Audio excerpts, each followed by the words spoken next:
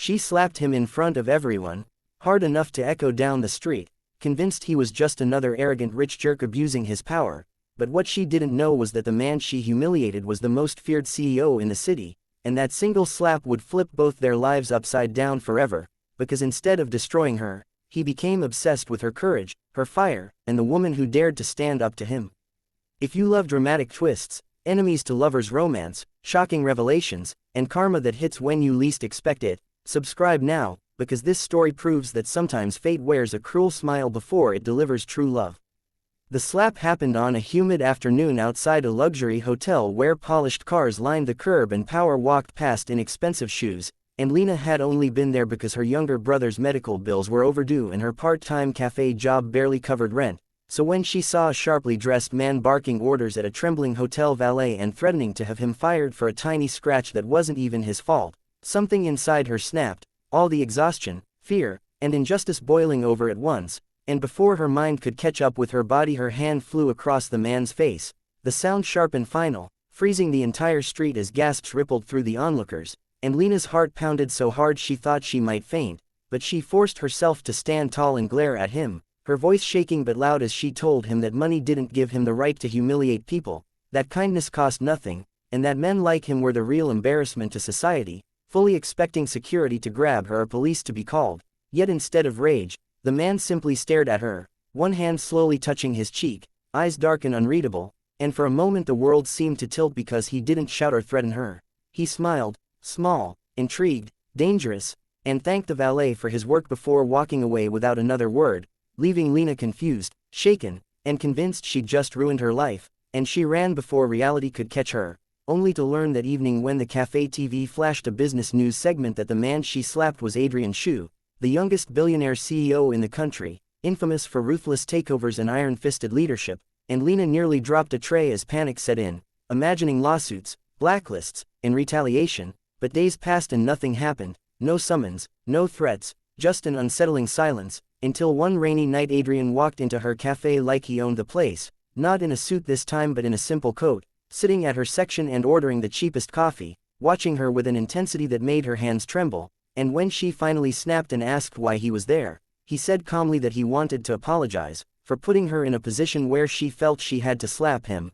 and that apology shattered everything she thought she knew about men like him, because no one had ever apologized to her with that kind of sincerity, yet she refused to be charmed, throwing his coffee money back at him and telling him she didn't want favors or pity, which only deepened his fascination, because Lena was the first person in years who treated him like a human instead of a throne. And so began a strange, accidental connection where Adrian kept showing up, sometimes to talk, sometimes just to sit quietly, learning about Lena's struggles, her dreams of becoming a designer, her sick brother, her stubborn pride, while Lena slowly saw past the headlines into a man shaped by loneliness, betrayal, and a childhood where love was replaced by expectations, and just when she began to trust him, the first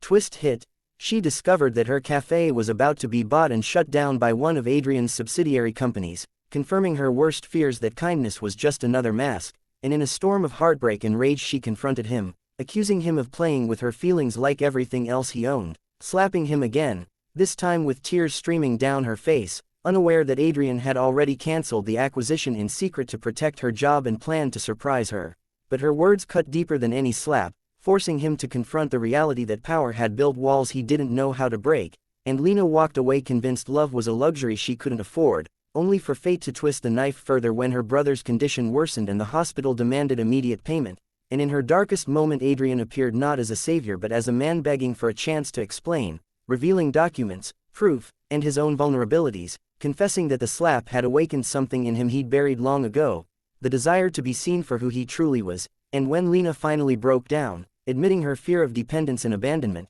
their relationship shifted from fragile tension to something raw and honest. Yet happiness was short-lived because Adrian's board saw Lena as a liability, a weakness, and orchestrated a scandal framing her as a gold digger who seduced the CEO, destroying her reputation overnight, forcing Adrian to choose between his empire and the woman he loved, and in a shocking move that stunned the business world, Adrian stepped down publicly, exposing the board's corruption and reclaiming his company through legal warfare, while Lena, refusing to be protected or hidden, fought back with her own strength, starting from nothing, rebuilding her dreams piece by piece, and when they finally reunited months later, not as CEO and waitress but as equals who had lost and grown and survived. Adrian knelt, not with a ring but with the same jade keychain he'd once held the day she slapped him, and asked her not for forgiveness but for partnership, promising a love built on respect, not power. And Lena smiled through tears, realizing that sometimes the bravest love stories begin with a slap, a misunderstanding, and the courage to stand your ground even when the world tells you not to,